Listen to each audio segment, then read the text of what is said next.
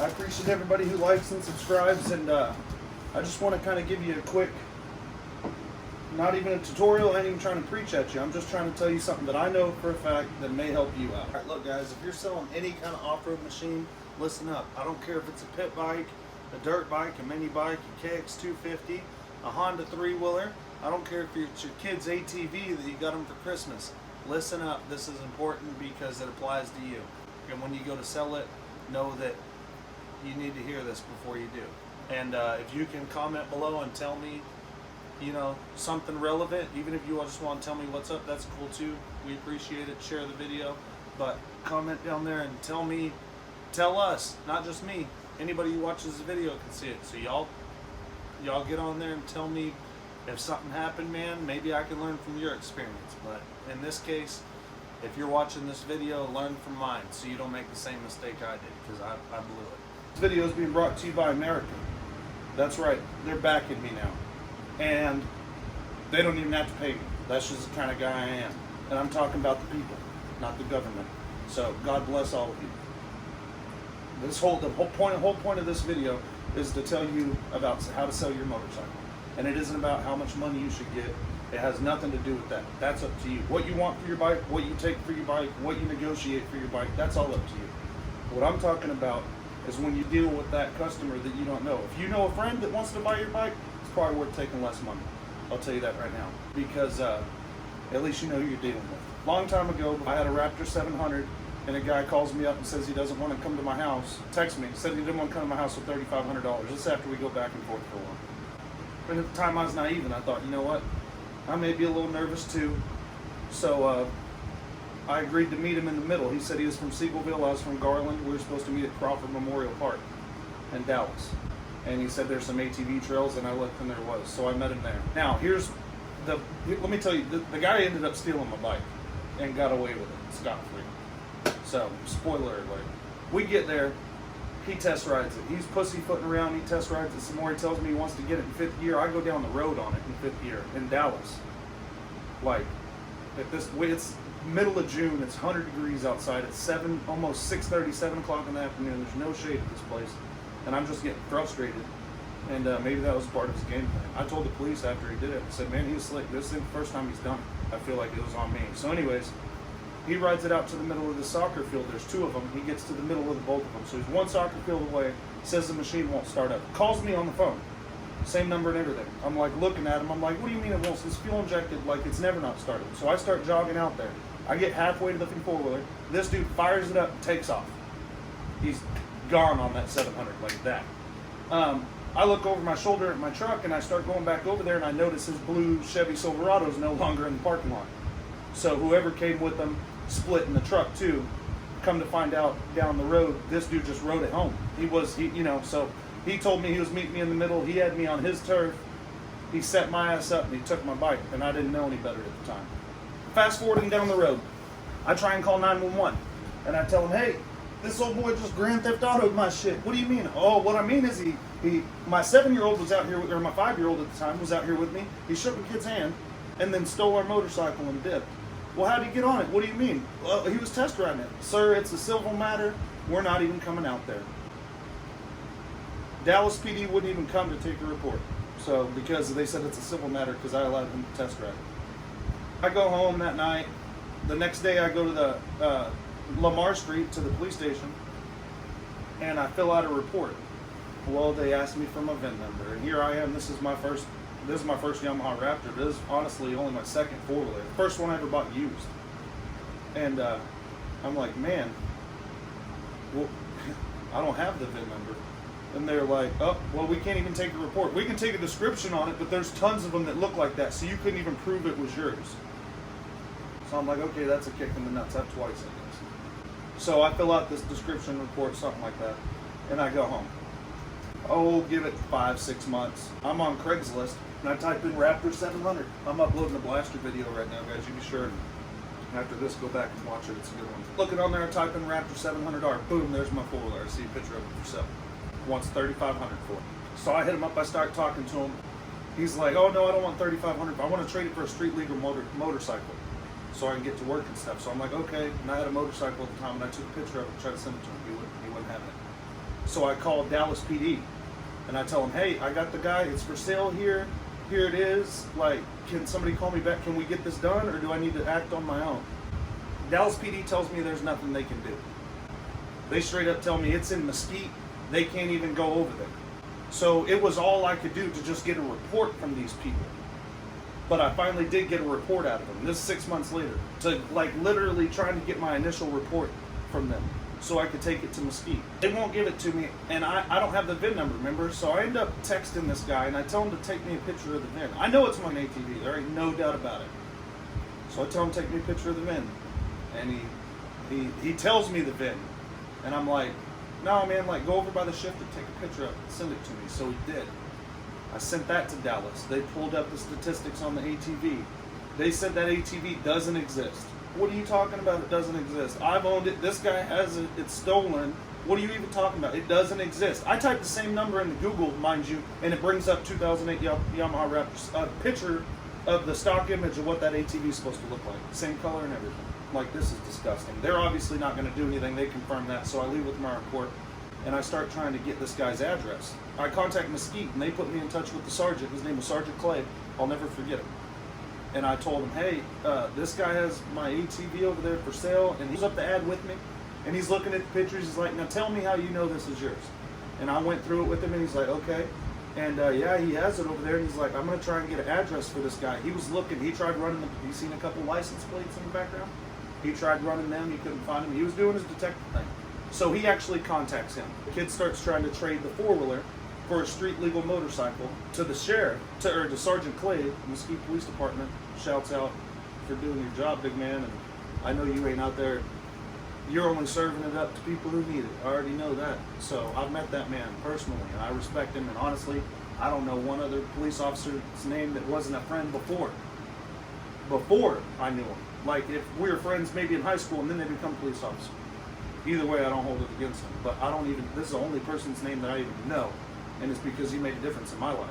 Especially when there was a bunch of people who wouldn't help me, called Dallas PD. So anyways, I tell him this guy's got my ATV. And I said, Dallas has a report. I have a copy of it. This is the deal. They won't go do nothing. He said, sir, if you tell me where there's stolen property, I'll go get it right now. And I told him, well, here's the ad. I can't get his address. And he's like, okay, well, I'll get the address from him. They start baiting him with impound bikes at the lot, taking pictures of the bikes at the lot, trying to trade this guy through email. And he's turning them down left after right. They can't get an address up from him.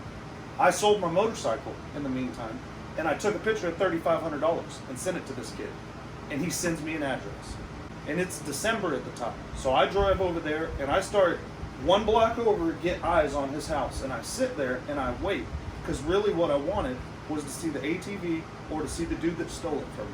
Either one, I could have just handled it right there. And I told the police, look, I kissed the four-wheeler goodbye back in June. I don't even want the four-wheeler. I want to prosecute this dude who stole my bike. Looking at the house, I'm looking at the house, and I see other people come and go. I'm there a couple hours.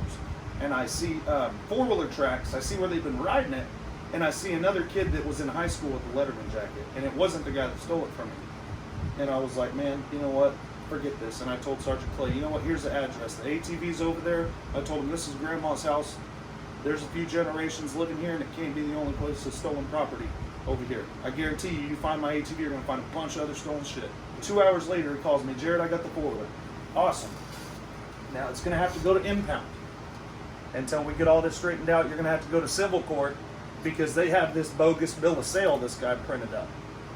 And he's like, you said it yourself, but wasn't the guy that stole it. And they say they got it legitimately from a pawn shop. Well, the bill of sale that was printed out that he signed was fake. So you know he fraudulated it because it ain't like a pawn shop faked it to him. So come on. Bottom line is, Sergeant Clay calls me up 30 days later. My ATV has been sent in impound. He says, Jarrod, I got the release for this ATV. You can come pick it up. And I was like, really? He's like, yeah, you're going to have to pay the impound fees, but you know what? You can either do that or risk going to court. And who knows what the judge sees. And I was like, I'll come get it, I'll pay the impound fees. Because for $500, I can sell the quad for $2,500, get my money back. I show up over there and he's laughing. He's like, you know what did it for me? What pissed me off? And I said, what? And he's like, read this. And he printed out an email from this kid and slides it across the table. And it says, sir, I really can't afford to lose it. Mr. Sir Sergeant Clay, Mr. Like, I really can't afford to lose this ATV because I was trying to trade it for a van for my handicapped dad. That's the whole reason I got it, was to trade it for a van for my handicapped dad. And then the police officer showed me a couple other emails where we baited him. He told me the only thing he would take is a street bike. And that rubbed me the wrong way. He also ran the VIN that Dallas PD said didn't exist. And he contacted the previous owners. I told him on the phone while I was at work, how'd you get this? Why don't you have the title, Jarrod? And I told him, man, you know what? A guy was going through a divorce, and he was with a pregnant lady that wasn't his wife, and he traded me the ATV for a jet ski, and he gave me $700 with it. And he said his wife had the title, and it's common, it's their property, and basically he'll try and get me the title, but he can't guarantee it. Sergeant Clay said, you know what really got me? And I said, what? He said, I contacted that lady. And I said, what lady? And he said, the registered owner. And I was like, oh boy. Because I'm thinking she's going to stay, her husband run off with it or whatever. And I said, what'd she say? And he said, she told me he traded it for a jet ski for him and his whore girlfriend. And I said, yeah. And he said, that's exactly what you told me. And I was like, well, tell her thank you. Because she could have said anything. She could have been scorned and said, that's my forward. Or whatever. And she told the truth. Hey, he did that. She verified my story. It's time to fess up, and here's where I can just tell you, let's just talk about where I went wrong. Bottom line is, when you buy the ATV, if it doesn't have a title, get your ass a bill of sale. When you get the ATV, take a picture of the VIN number. Before you buy it, take a picture of the VIN number. Take a picture of that VIN number. So when you're selling the ATV, this is what I do now. Honestly, it's always the same kind of stuff that draws them around. You're selling you a Banshee, you're selling you a Raptor, you're selling you something like that, and it brings around a lot of guys who don't have the money for them but want them. I messed up by going to meet him. This dude had plans for me. Think about that for a second. When somebody messages you and they got all the answers and they seem to have a plan, consider that, because this dude had a plan for me. What? 2020 Jarrod wouldn't have been about that. 2018 Jarrod wouldn't have been about that. This was like 2014 Jarrod. I didn't know any better then, but I'll tell you what now. I'm the fucking Don. Don't make plans for me. If you want to buy my bike, then you know what? Get in line, and I'm serving whoever I want, and I have the right to refuse anybody. So keep that in mind, guys. You don't have to deal with these people. When they contact me and they ask me, can I ride it? I'm like, yeah, but I got to hold the $3,500. And don't you know, 6 out of 10 of them go away. And I'm fine with that, because even if I'm running off good customers, I'm still weeding out the bad ones. I don't need to sell it. I could care less about selling it.